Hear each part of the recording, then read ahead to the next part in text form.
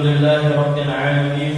Wassalatu wassalamu ala sayyidina wa nabiyyina wa maulana Muhammadin wa ala alihi wa sahbihi ajma'in.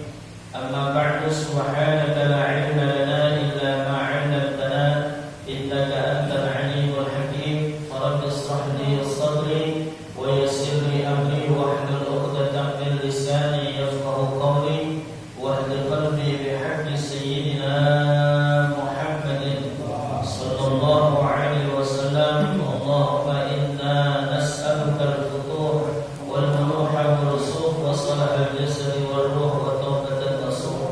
Allahumma salli wa sallim ala nuril anwar wa sirril asrar wa tiryatil aghyar wa miftah babil yasar sayyidina Muhammadin al-mukhtar wa alihi al-athhar wa ashabihi al-akhyar adada ni'amillahi wa afdal.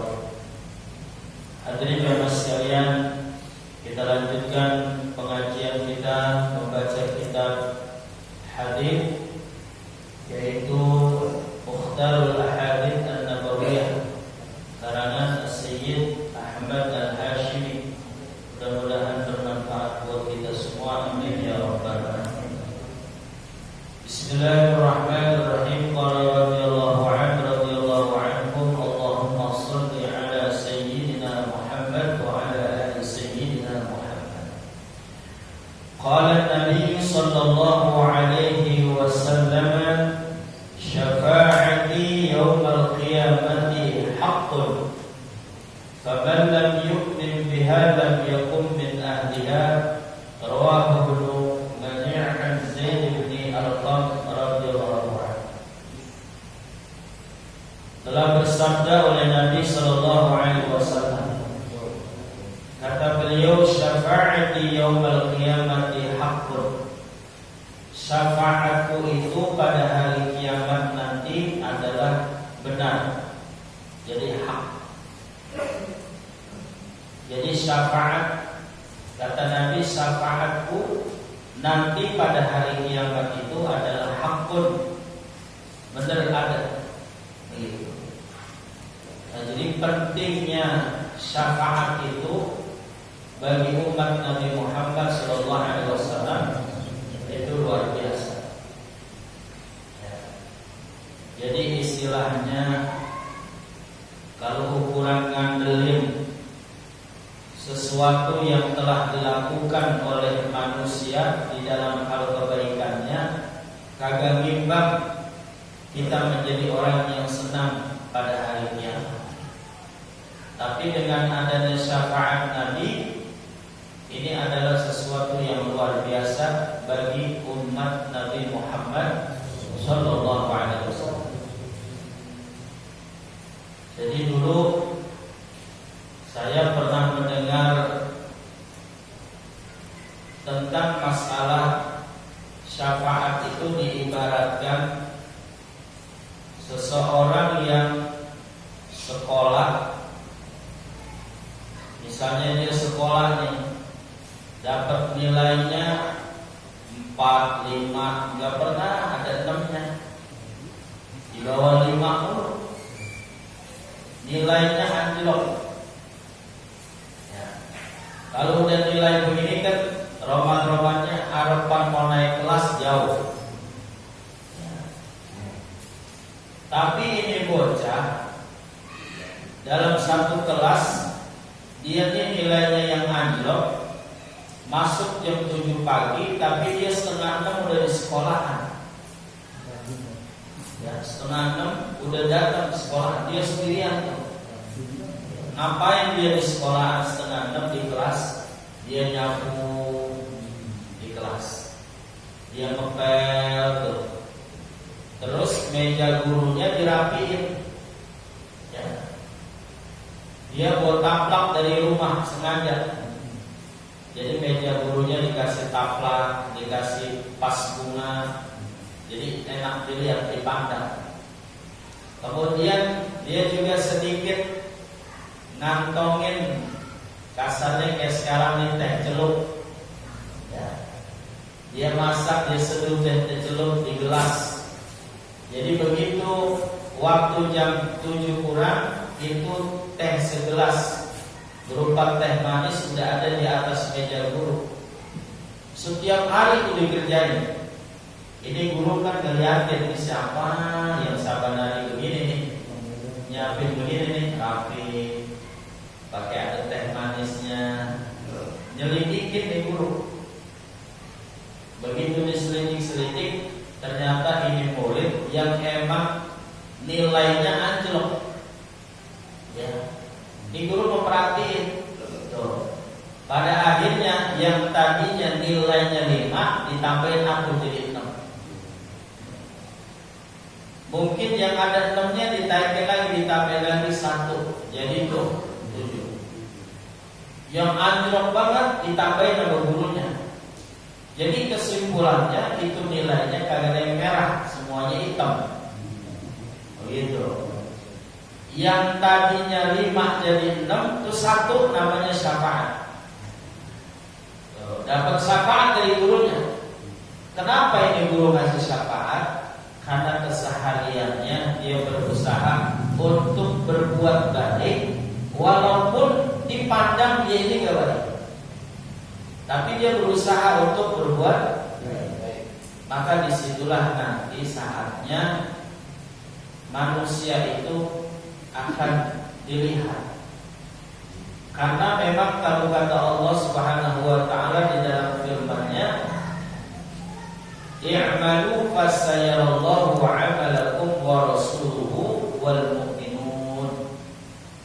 Jadi kata Allah, bekerjalah kalian, beramallah kalian, fasayarallahu 'amalakum wa rasuluhu wal mu'minun. Maka Allah dan Rasulnya serta orang yang beriman akan melihat pekerjaan kalian. Jadi pekerjaan kita dilihat oleh Allah. Pekerjaan kita itu akan dilihat oleh Nabi dan bahkan orang yang beriman. Maka setiap kita bekerja, kita setiap beramal, berbuat harus semata-mata karena Allah dan Rasulnya. Supaya apa? Nanti saatnya ketika amal kita dilihat dengan usaha kita untuk berbuat baik, Nabi dilihat, diperhatiin di umatnya. Ya. Nanti pada akhirnya dia akan mendapatkan syafaat. Jadi kata Rasulullah, syafaat di yaumil qiyamah hakun. Syafaatku pada hari kiamat itu adalah benar.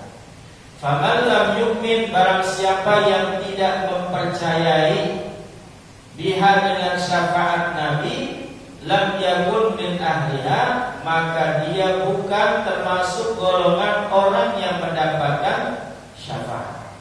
Kalau ada orang yang gak percaya, mana ada syafaat Nabi, gak ada.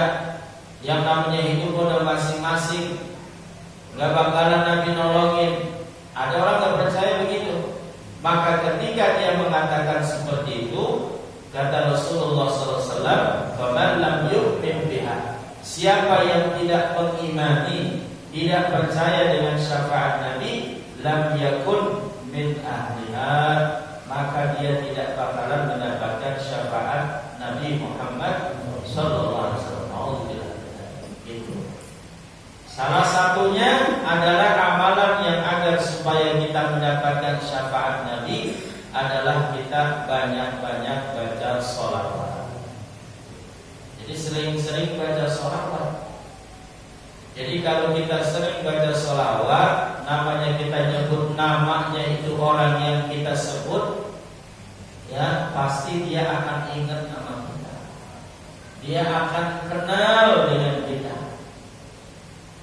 Memang demikian. Jadi Nabi itu pernah mendatangi seseorang di dalam mimpinya yang memang ini orang sebenarnya amalannya setiap hari membaca sholawat. Ya. Satu ketika dia lupa. Bukannya gak baca, gak sengaja gak mau baca sholawat, emang benar-benar lupa. Begitu dia tidur di mimpinya itu dipermutin sama Nabi. Bahasa manusia begitu, kira-kira diplemosin sama Nabi. Ya. Begitu di dalam mimpinya dia bertanya, wahai Rasul, kenapa engkau ini melengosin saya kayak orang marah? Pan saya ini umatmu. Lalu kata Nabi, kau bukan umat saya gak kenal kamu. Begitu. Lalu kata orang ini nih, yang di dalam mimpinya itu, dia mengatakan, pan kau ini kenal dengan umatmu. Nabi itu kenal kepada umatmu laksana seperti orang tua punya anak. Berarti kan kenal banget. Orang tua sama anaknya pasti kenal. Nabi juga begitu. Terhadap umatnya di permukaan dunia ini, Nabi tahu, Nabi kenal siapa umatnya. Tapi kok tiba-tiba Nabi tidak kenal kepada saya, kan saya umat. Ternyata kesimpulannya Nabi itu gak kenal karena lantaran ini orang tidak membaca sholawat. Bukan gak baca sholawat, dia lupa. Pada akhirnya besokannya dia langsung kejar tuh, dia fotoin baca sholawat. Dia mimpi lagi ketemu Nabi, lalu Nabi senyum di hadapannya. Sekarang aku kenal dengan engkau adalah umatku. Ini kita bisa lihat riwayat ini di dalam kitab Al-Imam Ghazali, di dalam kitabnya yang bernama Muqasyyafatul Qulub. Di awal-awal beliau menulis tentang fadilah membaca shalawat kepada Nabi kita Muhammad sallallahu alaihi wasallam. Dibaca shalawat supaya kita mendapatkan syafaat di hari kiamat.